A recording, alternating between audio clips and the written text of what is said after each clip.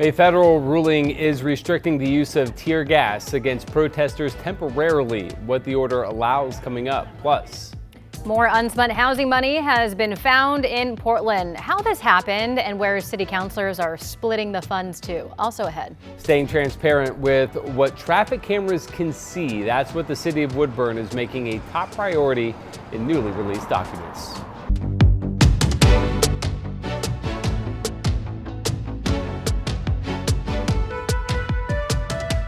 Good morning, and thank you for joining us live at 8 o'clock. I'm China Green. And I'm Matthew Herchick. Happy Wednesday, everyone. Rod Hill and Chris McGinnis standing by with a look at the weather and traffic. Rod, potentially record-breaking day today. Yeah, the record's 60 for today's date, site-specific out of PDX, and that's what I'm projecting today.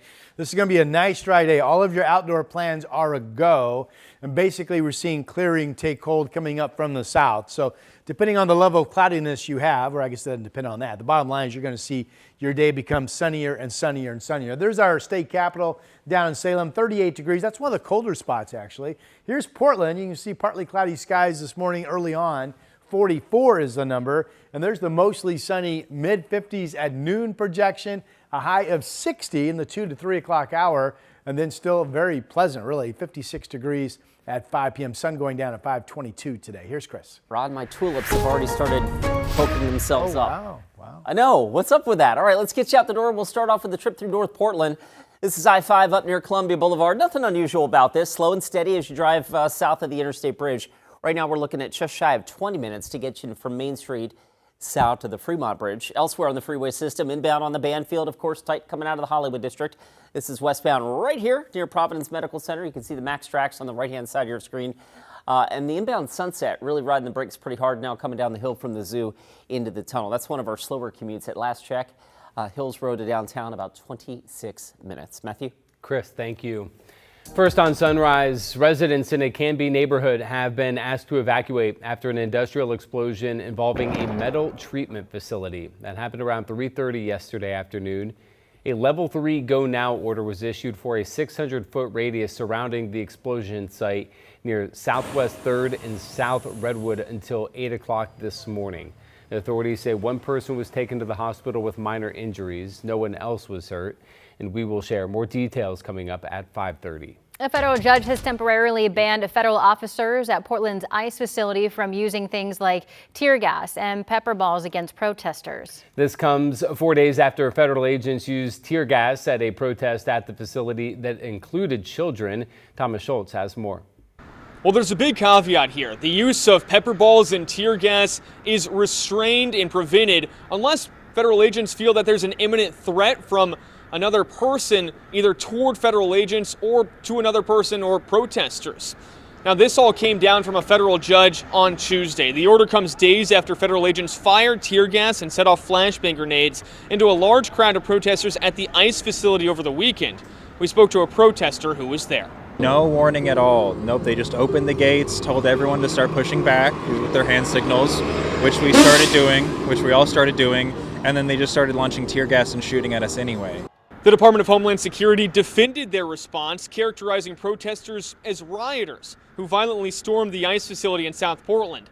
In a statement, Assistant DHS Secretary Tricia McLaughlin said of the judge's TRO, quote, "Despite grave threats and dangerous situations, our law enforcement has followed their training and used the minimum amount of force necessary to protect themselves, the public, and federal property."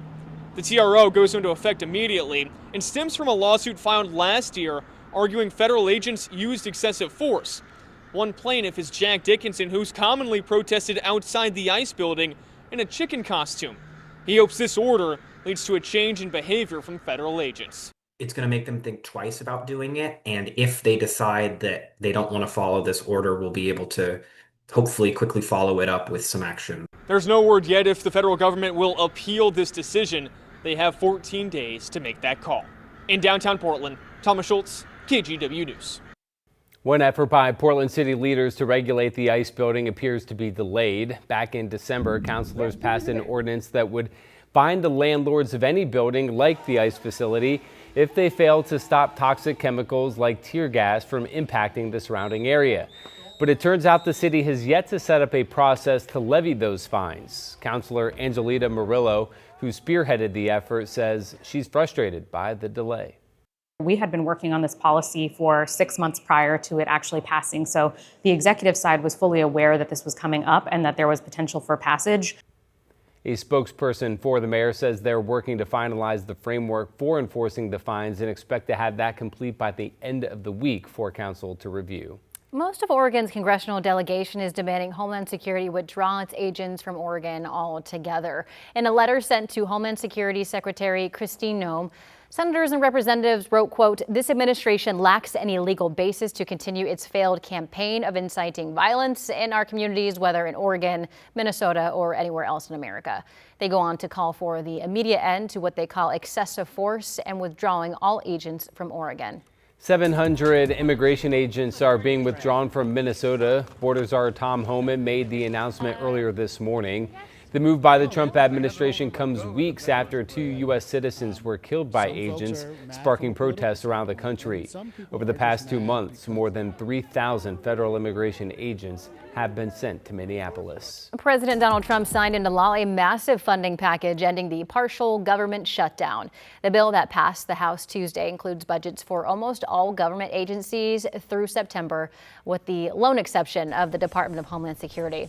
Lawmakers now have less than 2 weeks to work out a deal on changes to ICE, including requirements around body cameras and masks, before approving that funding. Washington Governor Bob Ferguson is pumping the brakes on a proposed tax aimed at the state's wealthiest people. The so-called millionaires tax proposal by some Democratic lawmakers would create an income tax for people who make more than $1 million a year in income.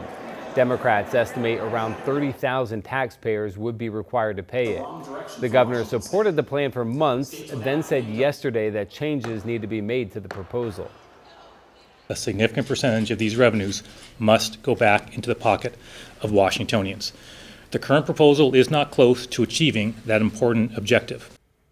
The tax is based on the combined incomes in a household, so if passed, couples who make over $1 million together would have to pay the tax. And new this morning, leaders with the city of Woodburn are laying out the new transparency documents when it comes to their role in immigration enforcement. This after the city opted to turn off its flock surveillance cameras, which is the license plate reader system, in November amid growing immigration enforcement concerns. Sunrise reporter Corey Johnson has the details.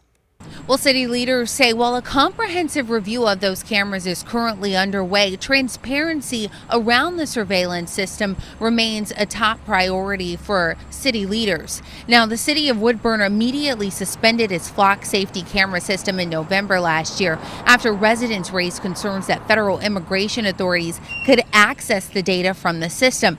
This week, the Woodburn City Council released several key documents as part of what they call a continued commitment to transparency.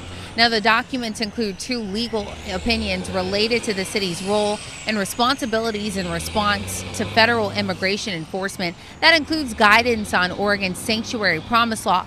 It also includes an impact assessment of the city's flock safety camera system. The documents reveal that from January through November last year, less than 0.2% of searches of the camera system were conducted by federal agencies. Now, the city officials also say the documents aim to ensure residents have access to the most current information as it relates to the cameras. You can find those documents right now on the city's website. Back to you.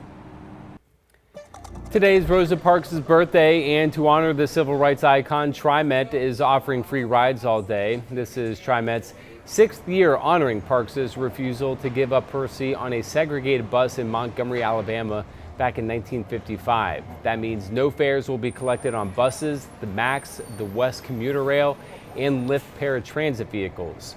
Portland Streetcar and C-Tran are also offering free rides today. Your time now is 8:09. Headed over to Rod Hill with a beautiful sunrise behind him. Yeah, it's that time of the morning, and the clearing is coming up from the south and also noticeable off to the east.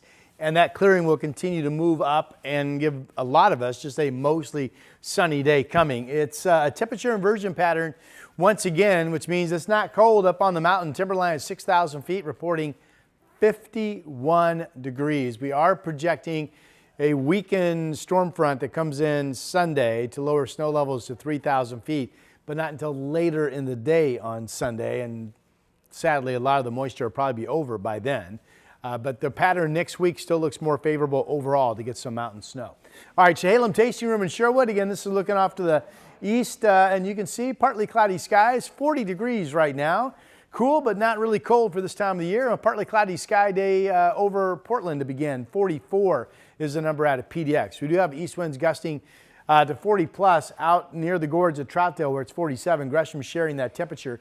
Light winds in 41 in Scappoose, Hillsboro, Battlegrounds of 40. There's our state capital at 38 degrees. Again, everybody's well above freezing, snow, frosty conditions. It is a dry weather map. We are looking at a return of that so-called low cloud lockdown due to a temperature inversion from much of eastern Washington into Pendleton and perhaps into the Dalles. Only 49 for you folks mid-afternoon. Portland and Salem getting up to about 60 today, which for Portland would tie the record for today's date. Sunny skies, still mild all the way through Friday. Saturday afternoon, we have that rain chance kicking up, and a rainy Sunday is expected. Here's Chris. Okay, Rod, thanks for that. Let's pick it up with a little road work and some construction that may slow your commute starting at, 8:30 or so. From 8:30 to as late as 2:30 this afternoon. WashDOT needing to take a lane here on SR 500 between Ward Road and 199th. So they will be alternating traffic through a single lane there. Obviously expect some delays traveling today. Keeping it on the east side of Portland from Clackamas County into Multnomah County. There's your northbound 205 drive over near Johnson Creek Boulevard. Moving along there at less than 30 miles an hour. So that's kind of normal slowing as you roll up past Lentz and up towards Interstate 84. The rest of our freeway drive, of course, slow and steady out there this morning. Nothing out of whack, but 26 minutes gets you in from Hillsboro on Highway 26 and 23 minutes right now the northbound drive from Wilsonville. China? Thank you, Chris. A returning Olympic speed skater and now an official Team USA flag bearer. Meet Aaron Jackson after the break. President Trump is facing pushback from members of both parties about some controversial comments regarding nationalizing elections that go against the Constitution. I'm Alice Barr in Washington with the latest details coming up. The KGW Plus TV app, streaming 24/7. Local news from the team you trust on your time.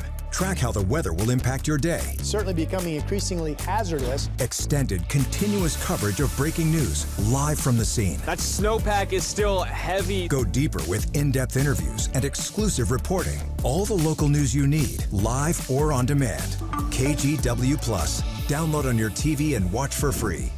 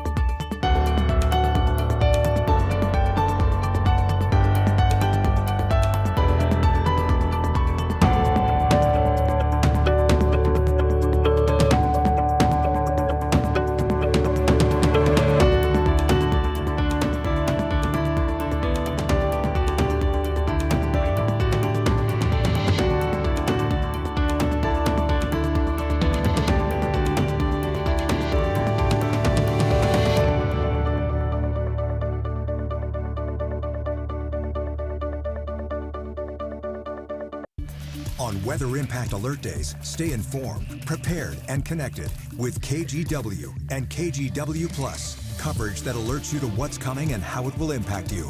Watch extended weather coverage on KGW Plus.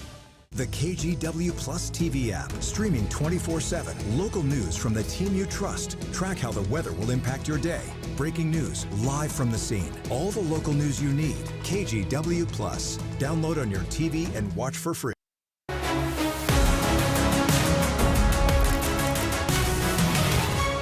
Yesterday on Sunrise, we told you about Jordan Stolz, the 21-year-old speed skater favored to take home gold in Italy. But there's another speed skater you'll want to pay attention to during the 2026 Olympics. This morning in our 10 to Watch series, Chris Egan is sitting down with long track speed skater Aaron Jackson. Here's your story.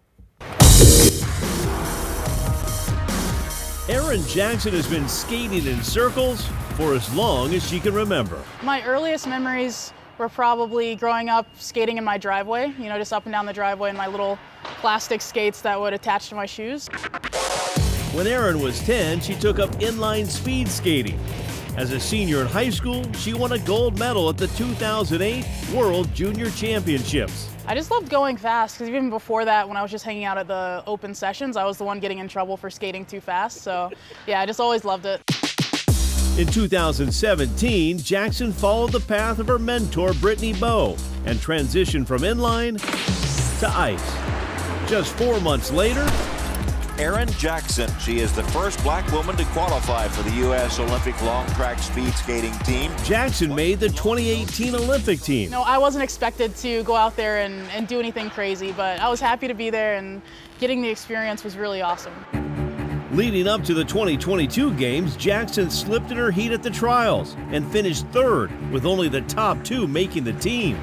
Race winner Brittany Bowe opted to give up her spot to allow her longtime friend a shot at a medal. See, I've looked up to Brittany since I was a kid, and she's always just been the best example of everything good, you know, just a really good mentor to have.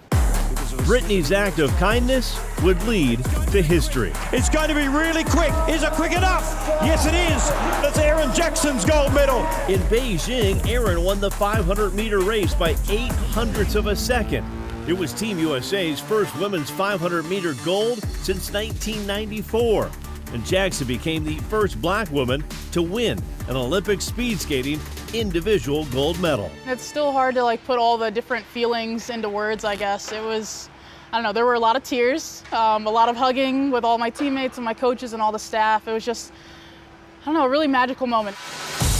And now she's ready to defend her title in Italy. I really like pressure. I think pressure kind of helps push me to what I need to do because I'm kind of a really relaxed person. So yeah, the pressure kind of amps me up a little bit. Yeah, we were just looking it up. They go about 30 to 35 miles per hour. Way too fast. That's and they're impressive. They make it look easy. That's right, because yeah. they're such in the rhythm of their stroking, right? Yeah. Yeah, impressive. Crazy. All right, we have the warm-up on finally across the eastern U.S., or at least much of it. These are current temperatures, 8 o'clock our time, be 11:18 in the morning in Atlanta. They're up to 52, so hip hip hooray. All of the icy conditions probably mainly all gone now across northern parts of Alabama, Mississippi, and Georgia. 23 up in Chicago is chilly, but that's Chicago and it's February, so the extreme cold pretty much out, so that's good news. We do have clouds holding offshore, and then the ones inland are moving up to the north, so we are in the clearing pattern right now coming up from the south, and all of our state, with the exception of the Columbia Basin, Pendleton, back into the Dalles, expected to clear out and see a sunny day today, and that will bring warming temperatures. Now, Futurecast does a nice job of showing a return to that temperature inversion pattern that produces low clouds locking down in Wasco County, the East Gorge, out through Pendleton, up through Kennewick, and much of eastern Washington. So that's going to be with you folks again all over, at least today, tomorrow, and the Friday. And then there are weather systems coming in for the weekend that should wash that out. So hopefully just a few days this time, not a week plus like you had last time. Beautiful morning from the Vancouver, the Springs at the waterfront. Look at the colors on the Columbia River, a partly cloudy sky. Good visibility, had fog here yesterday, but not this morning. 43 is the temperature. The Dalles at 44, and with low clouds coming, you probably stay in the 40s today. Salem's down to 38, Newport's at 52. Astoria, you're still not reporting the temperature gauge down. Here's 67 degrees in Pacific City later today. Yeah, 67. Newport could be the same, so very, very warm at the coast. Here's the valley forecast, getting up to about 60 degrees. The record in Portland today is 60, and I'm projecting that we have a good chance to at least tie that record. It'll be cooler out in the gorge. Cascade Locks 54, Hood River to the Dalles, only about 50 in the Dalles, maybe not even that warm with the low clouds coming that I mentioned. The east winds coming out of the west gorge, gusting to about 45 miles per hour. 60 today, mid-50s tomorrow. We are all dry into Saturday morning and then Saturday afternoon. The models still differ somewhat on Saturday in terms of if it's a rainy afternoon or just some showers slowly picking up. There's a front that comes in Sunday morning that's a slow mover. That means Sunday could just be a good old-fashioned rainy day. Here is Chris McGinnis. Probably a good thing. All right, let's get you out the door with a look at the roads. We'll pick it up over on the, where are we going? We're going south of town, down here Capitol Highway. Here's your I-5 northbound commute coming up over Breeze Hill. We're slow to about 30 miles an hour or so from there up into the Twilliger curves. There's the live look. Door number 3, I think, takes us over to the Sunset, excuse me, Highway 26. Slow and steady coming in from the Sylvan Hill as well. Right now, that drive at last check from Hillsborough holding right around 24 minutes, which for this hour of a Wednesday morning, not so bad. There's I-5 through North Portland, and believe it or not, that's an improvement. Actually zipping along pretty good up near the Expo Center. We've chipped a few minutes off of that drive time now. 17 minutes gets you from Main Street to the Fremont Bridge. Matthew? Chris, thank you. Lawmakers are reacting to the president's comments on nationalizing elections. What that means coming up.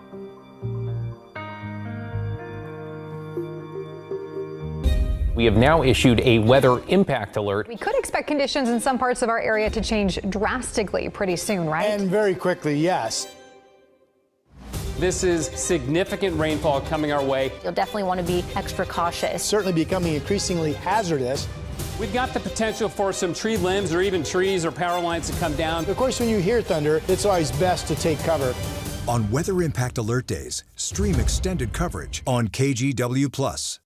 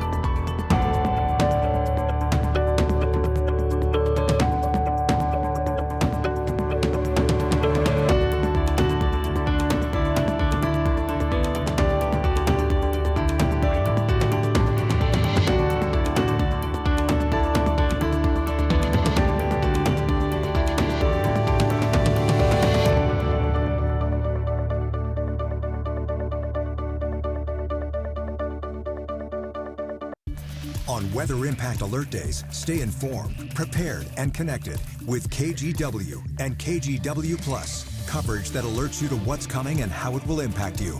Watch extended weather coverage on KGW+. The KGW Plus TV app, streaming 24/7. Local news from the team you trust. Track how the weather will impact your day. Breaking news, live from the scene. All the local news you need. KGW Plus. Download on your TV and watch for free. Some lawmakers are pushing back after President Donald Trump said Republicans should nationalize elections, saying it would be a constitutional issue. NBC's Alice Barr has the latest from Washington, D.C. When you said that you should nationalize elections. President Trump doubling down. I want to see elections be honest. On controversial comments out this week in a podcast with his former deputy FBI director. The Republicans should say, we want to take over. We should take over the voting in at least 15 places. The Republicans ought to nationalize the voting. Democrats calling that an assault on the Constitution, which dictates that the states run elections. This is more dangerous autocratic poison from Donald Trump. Top Republicans in the House. It's always been the responsibility of the states to administer elections. And Senate also calling this a constitutional issue while pointing to the SAVE Act, a Republican bill requiring proof of citizenship to register to vote that the White House said President Trump was referencing. Ensuring that only citizens of this country vote in our elections, that's something I think we all agree with. It's already illegal for non-citizens to vote in federal and state elections. It all comes as President Trump continues to falsely assert the debunked claim that the 2020 election was stolen through widespread fraud. In a dramatic escalation, the FBI last week raided a Fulton County, Georgia election center, seizing ballots and other records related to the 2020 election. Director of National Intelligence Tulsi Gabbard observed the raid, and two sources say she facilitated President Trump speaking by phone directly to FBI agents involved in the search, sparking more outrage among Democrats as a senior administration official pointed to Gabbard's role in election security. In Washington, Alice Barr, NBC News. The search for Today's Show anchor Savannah Guthrie's mother continues. There's still no suspect as investigators continue sorting through leads. Nancy Guthrie's family reported her missing around noon Sunday. On Tuesday, sheriff's officials said investigators were working through any data that may be available about a pacemaker. The Pima County Sheriff's also mentioned that the department is aware of a possible ransom note, but wouldn't go into details. Yeah, I'm not going to get into all that. We are following all leads we have. We are sharing all of our leads with the FBI. They are helping us in evaluating those leads. President Trump also weighing in on Guthrie's disappearance, saying he plans to call Savannah soon. Ryan Ruth, the man convicted of trying to assassinate then presidential candidate Donald Trump, is set to be sentenced before a federal judge in Florida today.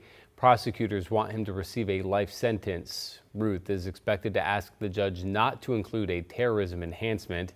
He has an attorney now, but represented himself during his trial. He was found guilty on all 5 federal charges back in September. A roof blown off a building and evacuation notices sent out. The aftermath of an explosion in Canby. Plus, an iconic Portland music store up for sale. Why the owners aren't in a rush to find their buyer.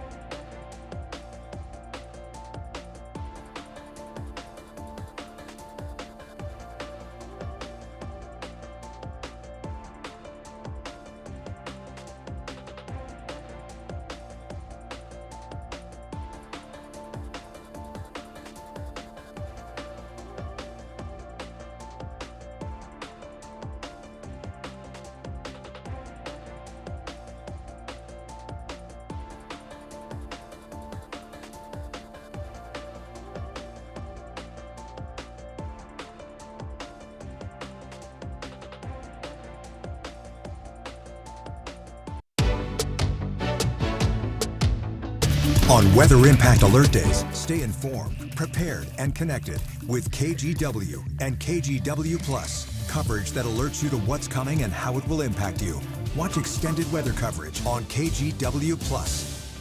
The KGW Plus TV app, streaming 24/7. Local news from the team you trust. Track how the weather will impact your day. Breaking news, live from the scene. All the local news you need. KGW Plus. Download on your TV and watch for free.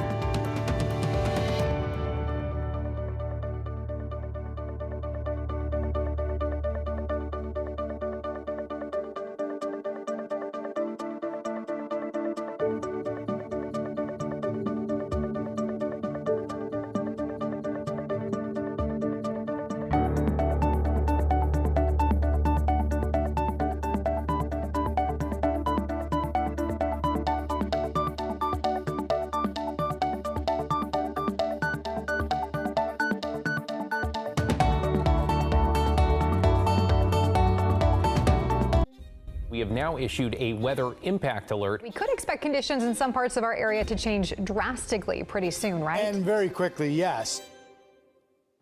This is significant rainfall coming our way. You'll definitely want to be extra cautious. Certainly becoming increasingly hazardous. We've got the potential for some tree limbs or even trees or power lines to come down. Of course, when you hear thunder, it's always best to take cover. On Weather Impact Alert Days, stream extended coverage on KGW Plus.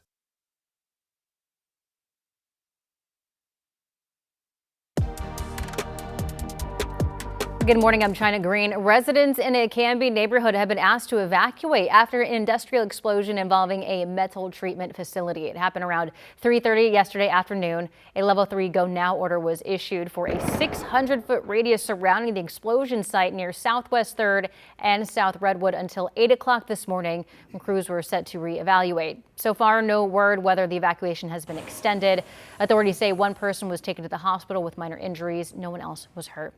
Headed over to Rod Hill for a look at weather. Yeah, hi everybody. It's going to be a nice day today. The cloudiness that we have is in the process of thinning out and kind of migrating itself up to the north. Here's our seaside camera. We've seen some surfer activity out there. The Seas, by the way, coming in at about 10 feet. That's the view from Seaside, where it will be in the 60s later today. Portland, a partly cloudy start to our day, becoming mostly sunny. Currently 44. Here's the warm-up, 54 at noon, up to about 60, and then 56 at 5 p.m. If we make it to 60, that would tie today's record currently held at PDX for February 4th.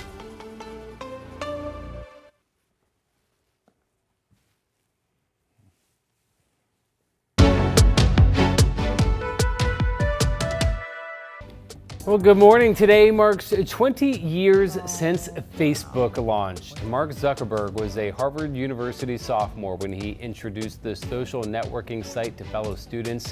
What began as a campus-only website quickly expanded beyond colleges and then beyond expectations. Facebook buried early rivals like MySpace and Friendster. It built its edge with its initial exclusivity and by connecting real-life relationships online. Facebook currently reaches more than 2 billion users every day. Wow, Friendster? Friendster. I remember MySpace. Well, I do remember MySpace. I remember though when I was in college and they initially rolled out Facebook to high school students because it used to have to have an EDU email address to even be able to sign up. And we were like livid about that. We were like, no, this isn't for high schoolers, it's for college kids. And then it became like families, and now it's everybody in the world. I just remember thinking it was one more stressful thing I had to do. Like, I had to update my status. I had to update my status. Remember, you had to update your status. Poke people. The friends. poking. Don't poke me. I don't like being poked. Right. It's just poking stuff. Leaving my status at short and old, then I don't have to worry about it for the rest of my life. There you go. It's set. And Lord knows I'm not going to ever update pictures again. It's not like I'm getting better looking as I get older. Rodney. So, yeah, no changes to my Facebook profile. All right, here's our Salem sky camera. Well, some brightness right there, 39 degrees. And here is some brightness looking off to the southeast from downtown Portland. Some shadowing obviously going on there. 44 is the number. This is going to turn into a really nice day. We're starting to see the clouds thin out. This will become mostly sunny. 54 at noon. Heat of the day, 2, 3 o'clock. We should be up to around 60, which is the record for February 4th today out at PDX, and still 56 at 5 p.m. This will be a dry day, all areas. The coast really going crazy. You see Tillamook ticked a 68-degree temperature at 2 p.m. This shows 64 mid-afternoon in Newport. And then up to about 60 from really Albany all the way up into Kelso, Longview. And look at Bend at mid-afternoon at 4 o'clock, 62 degrees. And then 50s out east. There is a low cloud lockdown coming again. This one won't last as long as the last time. But from eastern Washington down through Pendleton out to the Dalles may or may not make it up to 50 degrees. 7-day forecast. Still all dry going into Saturday morning. I think today's the warmest, but still well up into the 50s the next couple days. Then we've got PM showers developing on Saturday or a rain band coming in. Certainly there's a front on Sunday that will give us a day with it raining most of the time, and then sun and scattered showers to start next week. Here's Chris. Really nice stuff out there today, Rod, for sure. Thanks for that. Let's get you out the door with a live look at the roads. We are in the heart of the morning commute. That said, it's not terribly bad out there right now, so that's good news, right? 18 minutes gets you in from Main Street to the Fremont Bridge. That's the I-5 South commute. Of course, most of that congestion is now on the Oregon side of that I-5 South commute. Here's a live look at the Banfield. Westbound 84, pretty slow from the Lloyd District all the way back out to just just west of I-205 right now. So we put that all together. Your drive in from Troutdale is averaging about 28 minutes at last check. And last but not least, there's a live look at the sunset at the Sylvan Hill. Slow and steady there as well. But so far, guys, no unexpected delays. All of this pretty normal slow and go action for right now. Chris, thank you. Well, that's the sound of an explosion in Canby yesterday. That blew the roof off a building and sent debris flying. Evacuation orders are still in effect for the area this morning. Sunrise reporter Thomas Schultz joins us with more. We learned this morning that 2 schools in the Canby School District are closed today following that blast. Trost Elementary and Baker Prairie Middle School after that explosion around 3:30 yesterday southeast of 99E. One person was hurt, and a 600-foot radius was established around the area to make sure that nobody else was hurt if there was a second blast. Now, witnesses say that the ground was shaking when it happened, and you can see in this photo smoke rising from the area Tuesday afternoon. Firefighters from Aurora, Clackamas, and TVF&R zeroed in on Kitty Hawk Products, which is a company that uses high pressure and temperatures to make metal parts. Canby's fire chief says one of their high pressure tanks, which is 15 feet tall, blew off. There was 3 employees that were present at the time of the explosion. All 3 are evacuated, with 1 with minor injuries. Windows, doors, and the roof of the building appear to have also blown off as neighbors captured pictures like these of debris raining down. Throughout the night, businesses and homes in the area were under a hazmat emergency alert and level 3 evacuation orders over concern that another explosion could happen at any time. Meanwhile, the Red Cross opened an emergency evacuation shelter at Baker Prairie Middle School last night. Once again, that is one of the 2 schools closed today in the Canby School District. Thomas Schultz, KGW News. The man accused of shooting 2 Portland police officers in the Lloyd district last month has been indicted on 12 counts by a grand jury. His charges include 2 counts each of attempted murder, first-degree assault, and unlawful use of a weapon, among others. 41-year-old Eric Elkers is expected to appear in court later this morning. His arraignment was delayed for a week after he talked over the judge and attorneys and refused to identify himself during his scheduled appearance last week. Both injured officers have been released from the hospital. Tigard police are still searching for a suspect wanted in a stabbing yesterday. Officers are using a drone with thermal imaging to help track the suspect. Authorities say a 33-year-old man was stabbed around 7:15 Tuesday morning behind a row of businesses on Southwest Cascade Avenue near Shoals Ferry. The victim was taken to the hospital with serious injuries, and police say that they have questioned 1 man, but he was released. Anyone with information should contact Tigard police. The Multnomah County District Attorney is looking for more potential victims of a man suspected of multiple trailer thefts across the Portland metro. The county's Auto Theft Task Force arrested 35-year-old Nicholas Edwards on January 15th after he allegedly led police on a chase with a stolen trailer in tow. Investigators say Edwards used this SUV to sometimes steal trailers by going on people's properties. They tracked his movements through a GPS ankle monitor he was ordered to wear following a previous arrest. But detectives say that didn't stop him from allegedly stealing upwards of 50 trailers back in 2022. The fact that he's on GPS, the allegations of what we believe are that when trailers were stolen, he would oftentimes, or he's alleged to have stolen a trailer, taken a picture somewhere else, and then posted it very quickly online. So the turnaround time on stolen trailers was fairly quick. If you think you may have been a victim or purchased one of these stolen trailers, you're asked to contact the Multnomah County DA's office. This morning, we're tracking a new money mystery in Portland. Another $21 million in unspent housing fund has surfaced, the second discovery in a year. So that's $42 million total sitting idle in the city's housing bureau. Now, some counselors are demanding answers and investigation into how the bureau is managing its money. Having a new surplus is just going to make the public a little bit less comfortable with us. We got to get a handle on how we're doing accounting. A city spokesperson told us the recently discovered funds have accumulated over the years and had not yet been budgeted, adding, quote, many of these funds come from restricted or policy-directed sources, including short-term rental fees, and have historically been allowed to accrue to support future affordable housing preservation. So what's next here? Well, the city spokesperson says some of this money will go into a so-called rainy day fund. The City Council is set to review options later this week. It's also looking at using more of the money to support renters, building affordable housing, and to backfill the general fund. A beloved Portland music store is up for sale, but the owner says he's not going to take just any buyer. Terry Courier has owned Music Millennium on East Burnside and 32nd for more than 40 years. Courier says he's had offers from developers for years, but he wants to sell the store to someone who will take good care of it. If you know someone who might want to own this Portland gem, you can reach out to the store directly. The Timber is having... we get customers that have been shopping here since 1969 come in every week. Some people consider us their family, so that's rewarding in itself.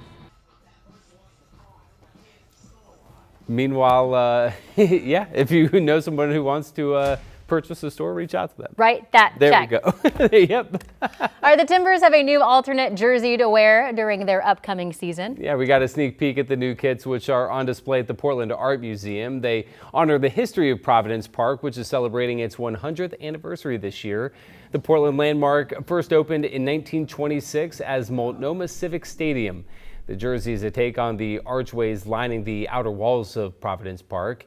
If you look closely, you may be able to see the stadium's north end seating to honor Portland's loyal and passionate soccer fans. Before their season kicks off later this month, the Timbers and the Portland Art Museum hope that you'll go see the new jersey in person. Right, yeah, we're pleased to be a sneak peek location site. Come on down, especially if you haven't been to the museum yet. There's a ton to see. Grab a ticket, get a sneak peek, and explore the museum while you're here. You'll be able to pick one up starting next week. And this is the alternative jersey meant to complement the main dark green kit unveiled last year. Your time now is 8:40. Headed over to Chris McGinnis for a look at your traffic. All right, let's take you back up to Clark County. Heads up starting now, actually, and for the next several hours. Washed out doing some road work on SR 500. So the result will be down to one alternating lane between 199th and Ward Road until about 2:30. So obviously, if that's part of your morning, your commute throughout the day today, expect some delays there. The trip from Clark County, not bad. Most of the congestion now has worked its way to the Oregon side of the interstate bridge. Right there is I-5 southbound traffic bunching up a little bit near Columbia Boulevard. 20 minutes gets you in from Main Street to the Fremont.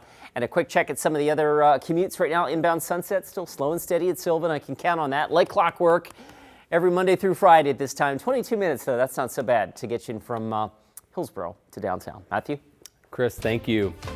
Were you expanding your budget for the big game? Well, you might not be the only one. How much retail experts are saying Americans are spending this weekend? Hey everybody, here at ShopTVDeals.com, we love bringing you products that we personally not only tested, but love ourselves. And I'm telling you, I love this device right here. I think it's a genius product, partly because it's so easy to use. It is the Static Tire Hero. And a wireless air pump, basically. But look at these pictures. You know exactly what you can do with it because it shows you little photos. A car tire, motorcycle tire, bicycle, or even a basketball. So, right here, take a look at this tire. This is actually a little low on pressure, should be at 32. It's actually at 27.6. But hit this one button after you connect it.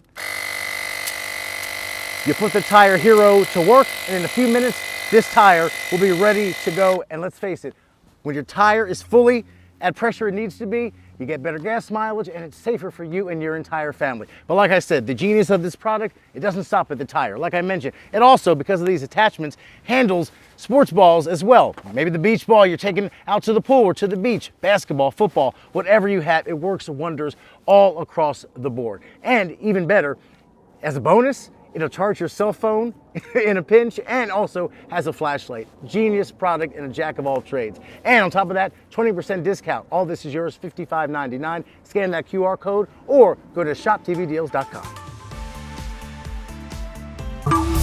The KGW Plus TV app, streaming 24/7. Local news from the team you trust on your time. Track how the weather will impact your day. It's certainly becoming increasingly hazardous. Extended, continuous coverage of breaking news live from the scene. That snowpack is still heavy. Go deeper with in-depth interviews and exclusive reporting. All the local news you need, live or on demand. KGW Plus. Download on your TV and watch for free.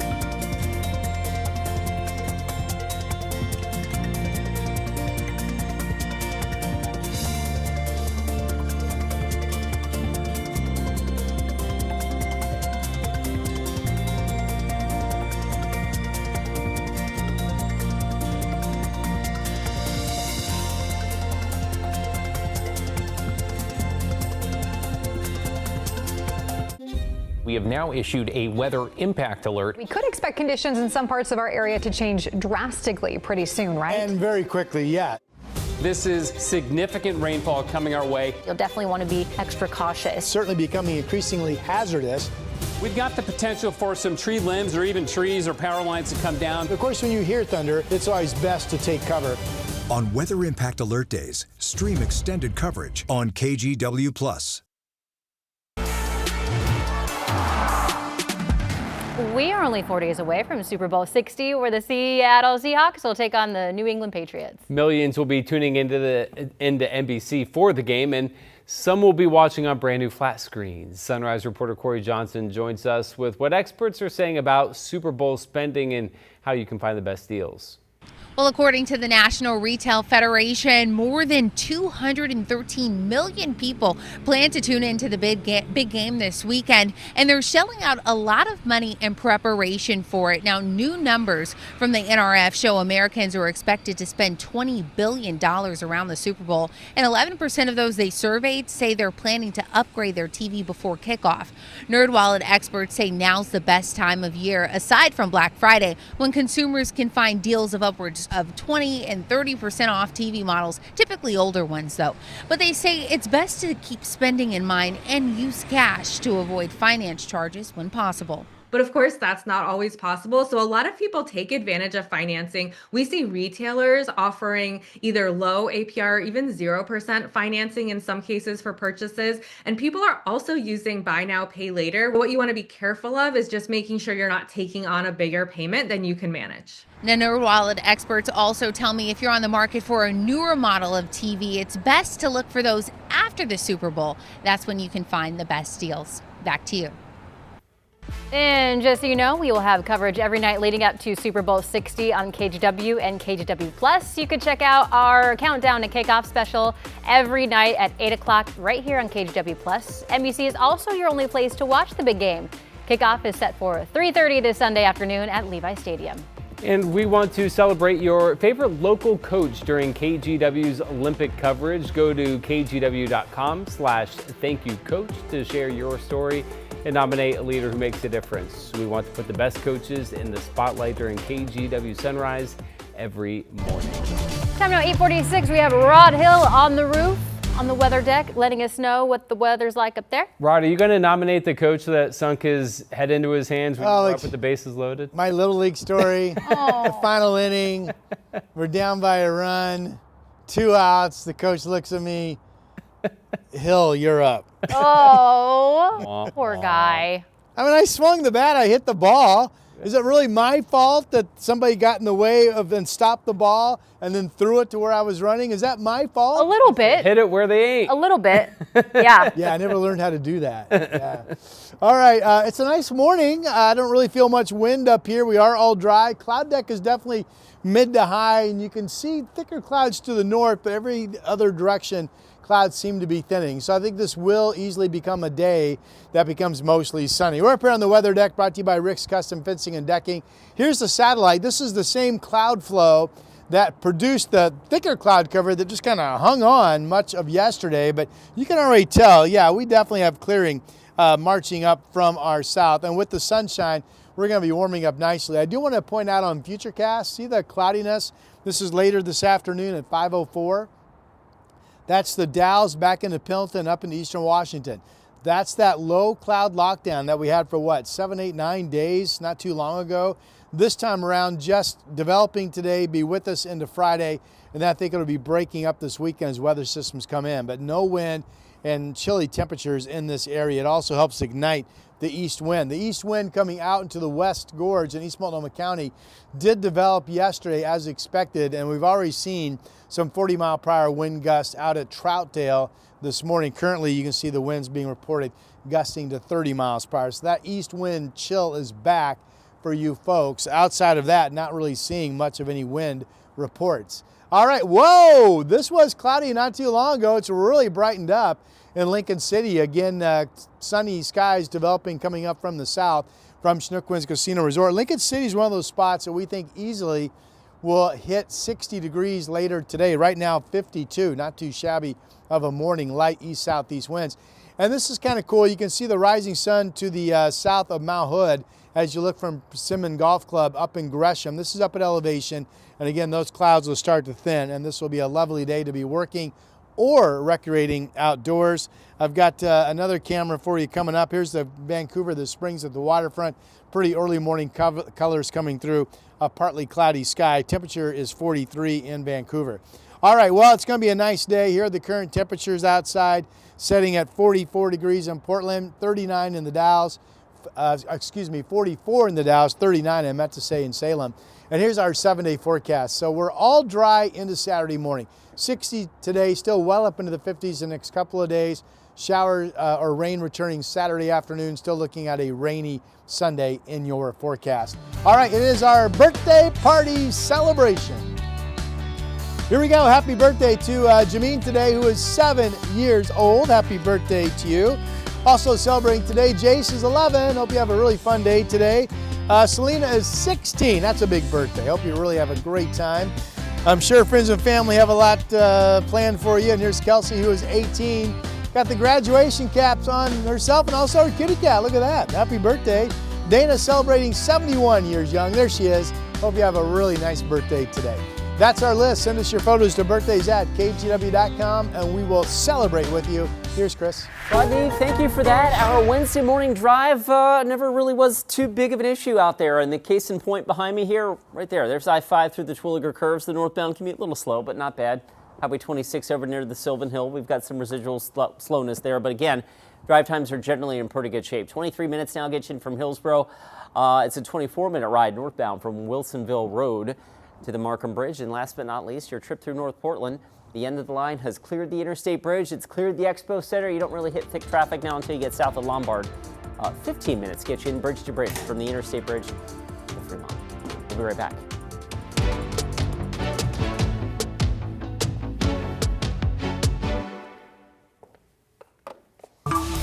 The KGW Plus TV app, streaming 24/7. Local news from the team you trust on your time. Track how the weather will impact your day. It's certainly becoming increasingly hazardous. Extended, continuous coverage of breaking news live from the scene. That snowpack is still heavy. Go deeper with in-depth interviews and exclusive reporting. All the local news you need, live or on demand. KGW Plus. Download on your TV and watch for free.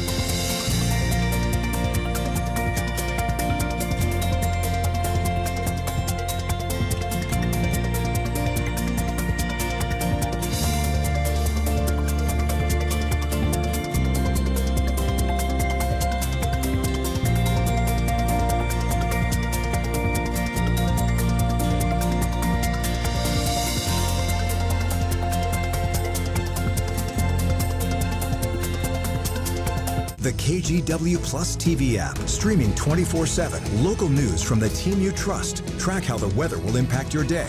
Breaking news live from the scene. All the local news you need. KGW Plus. Download on your TV and watch for free. On Weather Impact Alert Days, stay informed, prepared, and connected with KGW and KGW Plus. Coverage that alerts you to what's coming and how it will impact you. Watch extended weather coverage on KGW Plus. In a wrap of our top stories this morning, residents in the Canby neighborhood have been asked to evacuate after an industrial explosion involving a metal treatment facility. It happened around 3:30 yesterday afternoon. A level 3 go now order was issued for a 600-foot radius surrounding the explosion site near Southwest 3rd and South Redwood until 8 o'clock this morning. Authorities say one person was taken to the hospital with minor injuries and no one else was hurt. A federal judge has temporarily banned federal officers at Portland's ICE building from using things like tear gas, pepper balls, and other irritants against protesters. Those munitions can't be fired unless there is an imminent threat of physical harm to officers or others. The order runs for 14 days. So far, there's no word on whether the federal government will appeal. And a grand jury has indicted the man accused of shooting 2 Portland police officers last month of multiple charges, including attempted murder, assault, and unlawful use of a weapon, among others. 41-year-old Eric Elkers right there is expected to appear in court later this morning. His arraignment was delayed after he talked over the judge and attorneys and refused to identify himself during his scheduled appearance last week. All right, nice day coming up. I think we're going to see increasing sun into a sunny day, and that will get us up to about 60, which would tie today's record at PDX if we make it. We've got at least well up in the 50s the next couple of days. We get some rain back in here. It looks like Saturday afternoon and a rainy Sunday expected. All right, let's get you out the door. The Wednesday morning drive has not been overly challenging, so I'm happy to tell you that. Heads up east side of Vancouver, SR 500, down 1 lane between 199th and Ward Road. Washed out doing some road work there, so there'll be alternating single-lane traffic through the area. You can see the yellow line there already suggesting there's some slowing there. Freeway drive, not too bad. We're zipping right along and the drive times continue to drop. It's going to be a pretty good Wednesday. Let's see if we get to that record, Rod. Yeah, 60 degrees. What was it on Saturday? It was 61. 61. The record was 62. We were just close. Yeah. Okay. Tomorrow's record's 58. Crazy. This is rare air. That's in play too. Yeah. Crazy warm. Yeah. And so it's not normal to be like this. This is your welcome to Portland. Maybe I brought it with me. Before we have 30 straight days of rain. Maybe it's just going to be like this Which can and does happen. A reminder, you can watch sunrise every day live exclusively here on KGW Plus starting at 7 o'clock. We also have added another half hour of news at 12:30 and 5:30 right here on Plus. We hope to see you then. Have a great Wednesday, everyone.